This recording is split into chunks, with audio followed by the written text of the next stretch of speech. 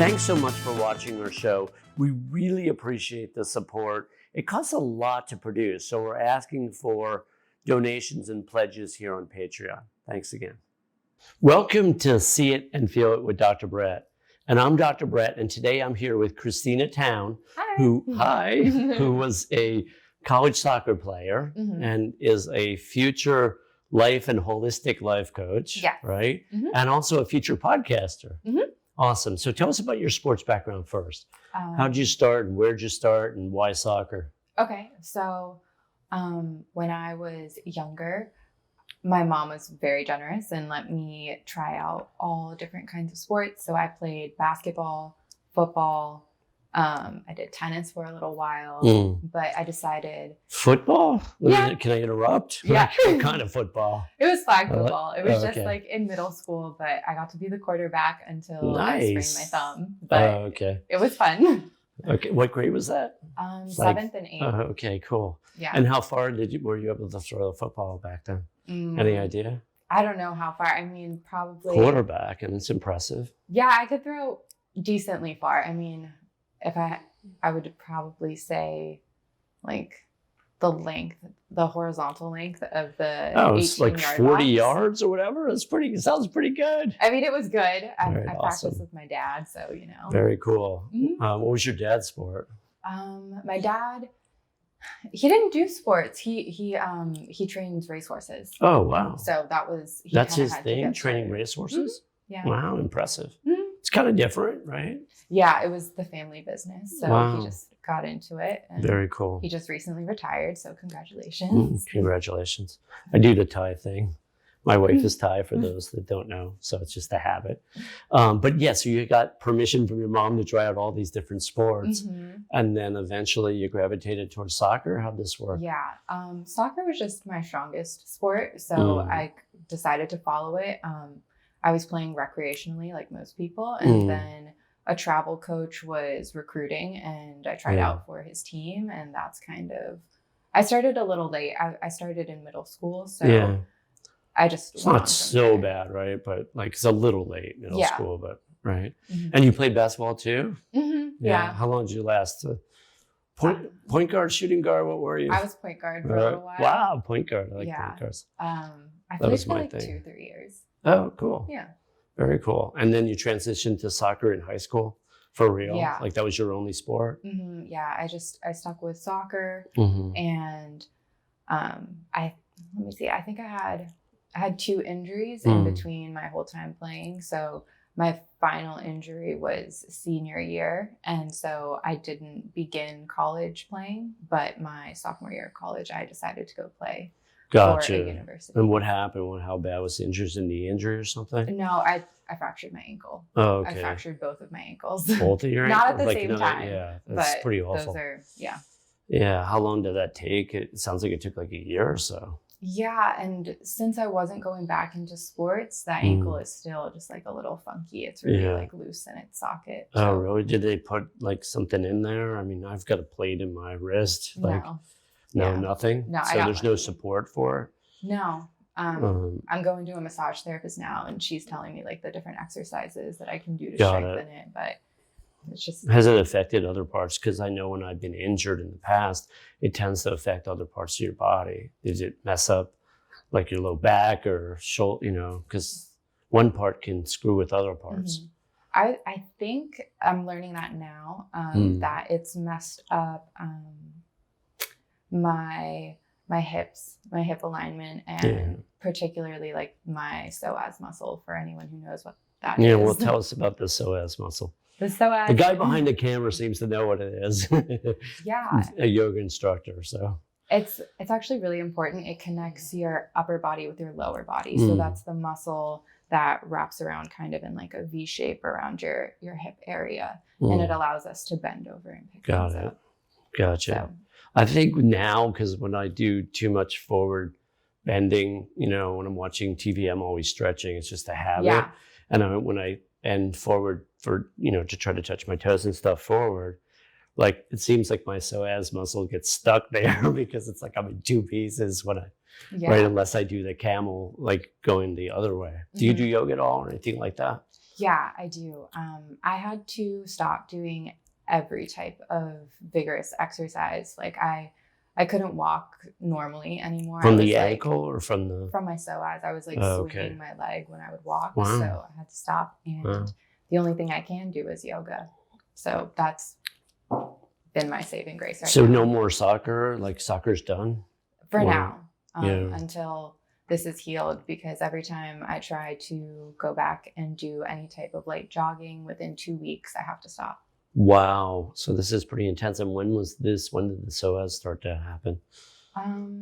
I've been taking care of it for about 4 months now, but it definitely started probably a year ago. Gotcha. Wow. And so tell us about the college experience playing soccer. You were a defender or? Yeah, I Yeah. was a defender. Okay. I was a left back. Okay. And Not my sport, soccer, but I understand a little bit. yeah. Go ahead. So my experience, it was the college that I went to, it wasn't like I guess like a D1 or a D2. It was a lower level college, but I went because I was having issues with depression. So I needed to get back into a sport to get grounded again. Right. So it really helped because I had the practice, I had the discipline, I was outside every day. I had like a community and a team that I was a part of. Yeah, so amazing, right? That's like one of the things I always say is that when you get older, that's the struggle is, you know, I say older out of your 20s because the team sport thing, you know, most of us have been injured enough that we stop playing pickup basketball. I used to love doing that, right? And then you just stop, you stop playing tackle football with your friends. You just lose these things along the way. And it gets harder friendship wise because you don't have that in common anymore. You know, some people play softball till they're a lot older, but even people get injured, you know, because they just go out every once in a while and something gets, you know, thrown out of whack or whatever. So as long as you can keep doing it, the better, right? It's more fun. I agree. I think it's wonderful that I know a lot of my friends, they play indoor. So it's not indoor soccer. Yeah. So it's not. Did you ever play indoor soccer? Yeah, I love it. Yeah. I love it. Is it a smaller? It must be much smaller than. Yeah, it's really because soccer like stadiums are, you know, the surface is huge. It's bigger than football. Yeah, it's like American 180 yards. It's 180 yards. Are you sure? Feels like 120, but 180. Yeah. All right. I don't know. I didn't know it was that big, but I know it's a lot bigger than. Size, yeah. No, it's definitely wider and wider and a little longer. Yeah, I find it amazing when I'm on a soccer field because like we used to play a lot of like touch football and intramural football and stuff growing up. But when I get on a soccer field, because I didn't play soccer, I'm just like amazed how big it really is. Yeah. Yeah. I'm sorry, it is 120 yards because we had a fitness test and it was 120 Okay, no worries. yards. So there you go. But yeah, it is a little bit bigger, and I've always liked that because I'm always like, oh yeah, the American sport is football, but like soccer is harder because we never get breaks and the field's a little bit bigger. So yeah, as a defender, do you get gassed? Like, you know, like the guys that are pushing it up, you know, when you're defending, it's not. Yeah, I know you're running a lot, but it doesn't seem like you would get as gassed as, you know, some of the other positions. Well, it depends on the formation that your team chooses to play. So a lot of the teams have been transitioning into using their defenders as like overlapping wingers in attacks. So there's more responsibility now. Gotcha. For sure. So yes, you get tired. So is that evolved? Yeah, totally. So is that evolved as the sport has evolved? What you're talking about? Yeah. If you look at videos from like, I don't know, maybe like the 70s and 80s, especially like professional soccer, they are just going in and tackling. Like it's more similar to football than current day soccer. Yeah, because we aggressive. Now, because I'm like a World Cup guy, because that's not really my sport, right? So when I watch the World Cup, I'm just shocked by how these guys seem to cry when they get hit. You know what I mean? And they act like they got like annihilated, like they're on a real football field and someone took their head off, and it's like they grab their rolling, and then the covering of the face, like, and then and they're just like wailing and everything, and then a minute later they're back up and running. Like, so how is that? Why is that part of soccer? At least at the professional level? I know you didn't play professional soccer, but still. I mean, it's more of a strategy to get the play to go in your favor. But does that work? It works. Why does that work? I mean, it is strategy, but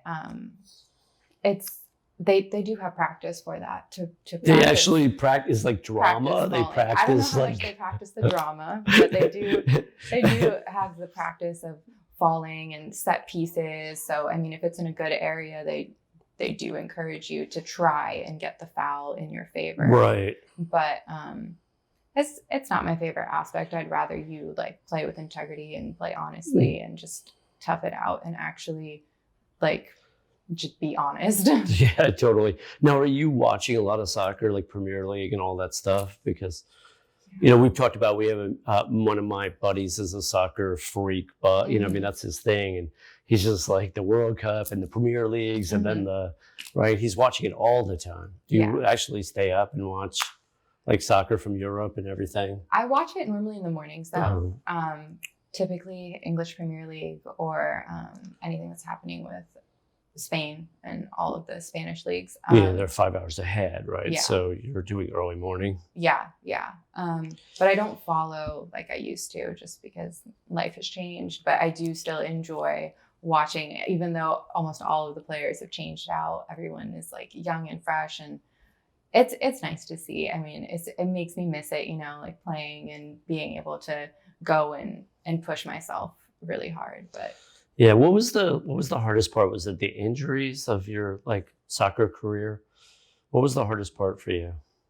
I honestly the mental emotional aspect, because when I did get injured, I had to make it back myself.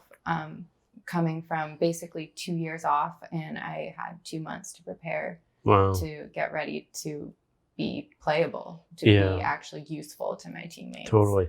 Did you lose speed with the ankles? Like, I don't think I did.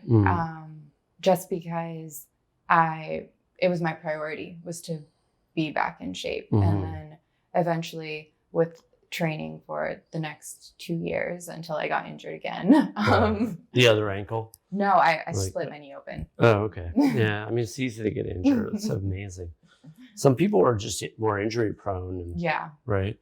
Was it that, were they freak accidents, or are you injury prone? No, they were just accidents. Yeah. My ankle was in practice and it was raining, and like we were doing some step over work and my ankle just slipped on the ball. So and then it rolled and you broke it?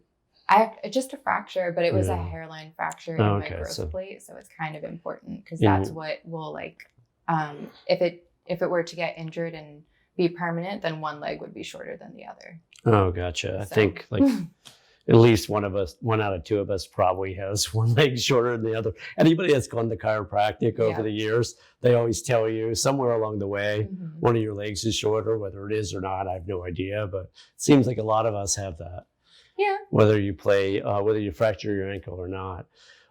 So, you know, tell us about like, you know, the transition out of like college and then into like some of your passions here around spirituality and life coaching and holistic life coaching. How's this thing developing for you? So, I've already mentioned depression, but when my soccer experience ended, it was my choice, because when I did split my knee open, I couldn't like make myself work anymore. Like I would go to the field and I would try to do my exercises to get back in shape, and like I just didn't have the drive, and that I'd never experienced that before. So that was like the moment when I was like, ooh, there's something really wrong here. I should check into this. Fast forward a year or so, I started listening to podcasts, and I started learning about the mind, body, emotional, psychology aspects. Was that your first depression, like 22? Were you 22, 23? What were you at that time? I was 22, and that wasn't my first experience with depression. My first experience was probably around 14. And then it just like lasted.